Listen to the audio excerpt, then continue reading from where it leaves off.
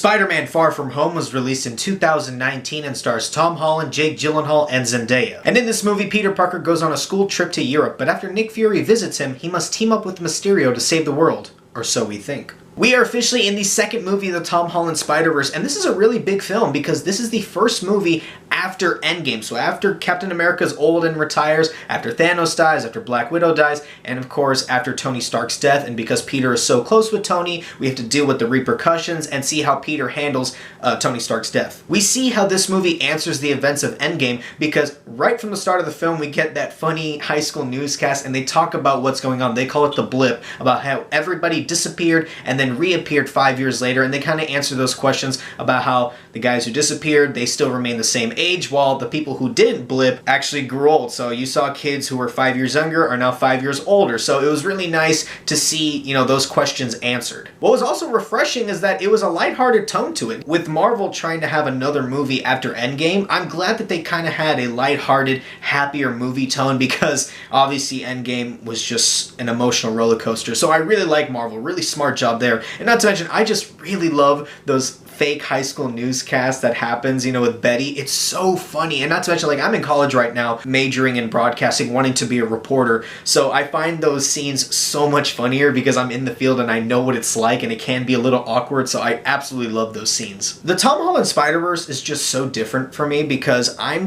not used to Spider-Man, like, consistently talking with, like, the press, doing press conferences, you know, shaking people's hands, you know, meeting people, talking with police officers. I'm just not really used to that. I'm used to Spider-Man just, you know, beating up criminals. He's like, oh crap, the cops are coming, and he leaves. But, you know, in the MCU, because there's such an oversaturation of heroes, everybody's just used to it. So they're just like, all right, I mean, they're part of this world. We might as well just be cool to them, I guess. This is really where Tom Holland shines again as Peter Parker and Spider-Man, because after the events of Infinity War and Endgame, he becomes more of a national hero than just a local hero. And, you know, because he's a kid, he's not really used to that type of fame. And anytime they bring up Tony Stark's name, he obviously gets super stressed out about it. And this is where Tom Holland is just amazing as Spider-Man and Peter Parker. He just knows the perfect balance of those two characters. He makes them feel so similar, yet they're so different, and great job by Tom Holland in this movie. I think this is his best outing as Spider-Man and both Peter Parker, so he's only getting better with each movie that goes on, so I'm really excited to see what future movies have for him. Another huge positive is Jake Gyllenhaal as Mysterio. I love Mysterio as a villain. Watching, you know, the Spider-Man cartoons and reading the comics, Mysterio is actually one of my favorite villains of Spider-Man growing up, and to finally see him on the big screen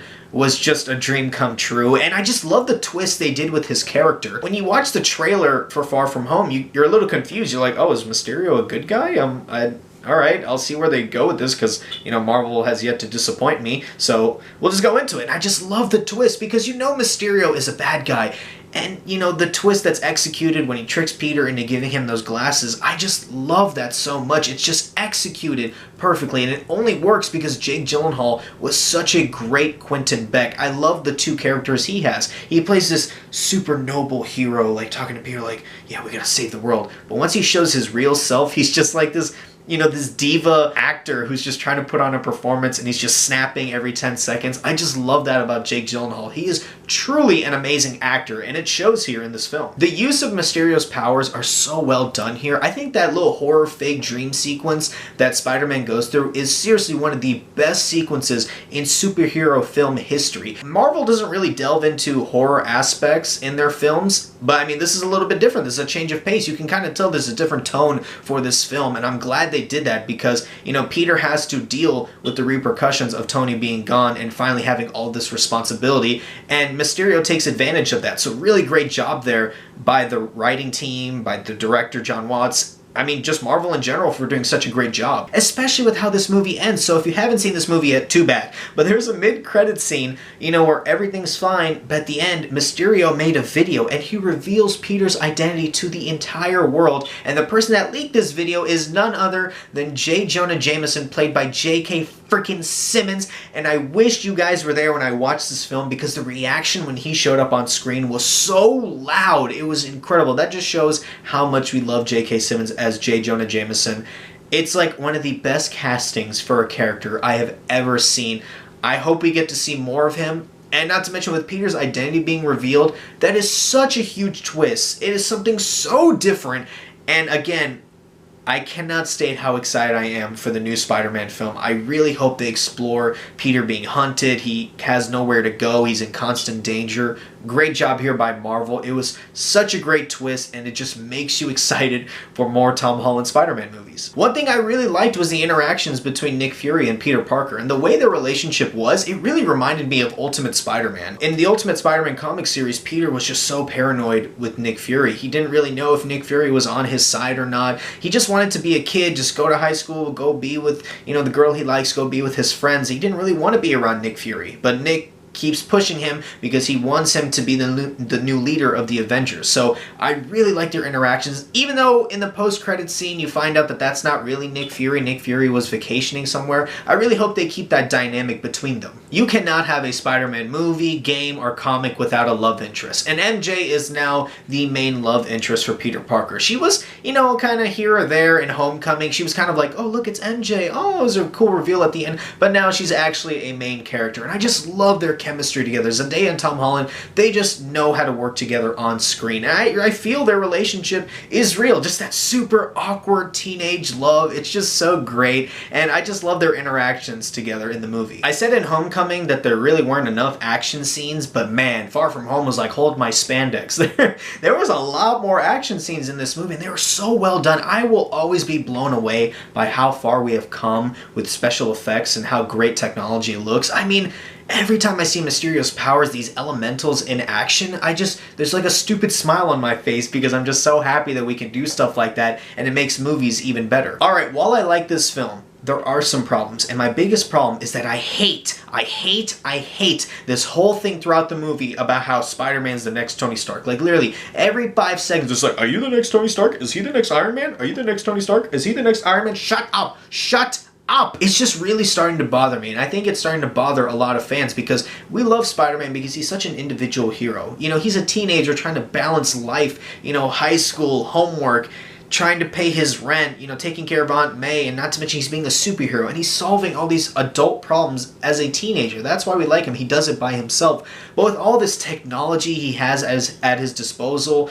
with how much help he has nonstop, it doesn't really feel like Spider-Man, unfortunately. Now, I'm not trying to knock Tom Holland. He's doing fantastic, but because of the MCU, it's kind of ruining the core of Spider-Man. That's just me. I like Tom Holland Spider-Man a lot, but I prefer my Spider-Man to be by himself, figuring out his problems, just being a friendly neighborhood Spider-Man. To kind of piggyback off of that, another problem I have is that Spider-Man doesn't really have his own villains. Vulture started this whole thing because Tony Stark and, S.H.I.E.L.D. all came and cleaned up his mess, and he was basically in debt. He's like, oh crap, the Avengers did this. This is stupid. I hate Tony Stark.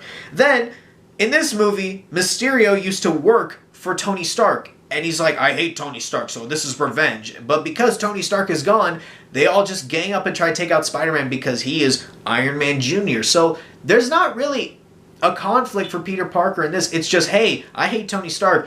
Since you're friends with Tony Stark, I'll take him out. So it's not really Spider-Man's rogue gallery. It's more Iron Man's villains. They're just now shifted over to Spider-Man. So that's another problem I have, is that it's not really Peter Parker's movie or Spider-Man. It's just there's always Tony Stark looming over the background, and it just bothers me a lot. Overall, guys, Spider-Man Far From Home is just a great follow-up for Endgame, and it's also a great Spider-Man film. I think it's a step up from Homecoming. I think I like the structure of it. I like Tom Holland as Spider-Man and Peter Parker in this. MJ is great. J. Jonah Jameson comes back. Mysterio was amazing. I'm going to give it an A. An enjoyable film. This is the first time I watched it after I watched it in theaters. I just popped in the DVD because I had to review it, and I just enjoyed it. I'm definitely going to rewatch it again and again. Guys, thanks so much for watching this video. If you like this video, please like, share, and subscribe. I'll see you next time.